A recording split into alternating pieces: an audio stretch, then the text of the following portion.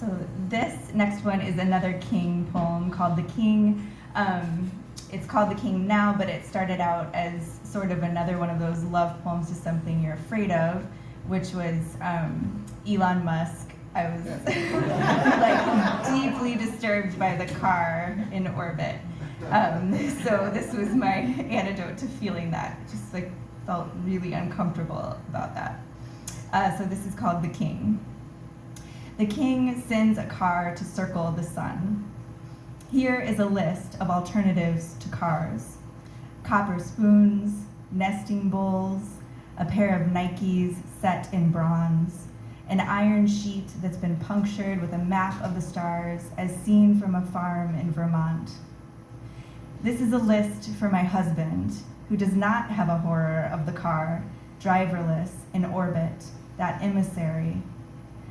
Love, I've begun to understand your space dreams, absolute and other, unsurvivable origin. I once wanted to live for a month in the Arctic.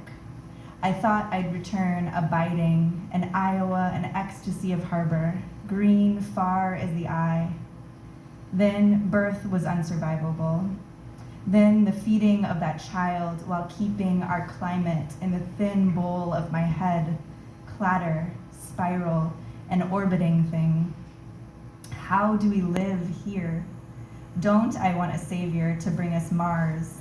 And don't I want him mortal, machineless, ever in the right image, made only and ever in my image? What is whimsy against a famine?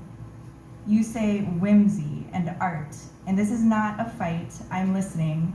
I see the opposite of art is not science, but the opposite of art is religion, even my religion, which is the religion of a dormouse worshiping the leaf.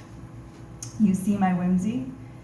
I'm aghast at the car, that car against my creed and making me a fundamentalist, just small-clawed and burrowed in the floor of a forest that was a sea and is hurtling nowhere.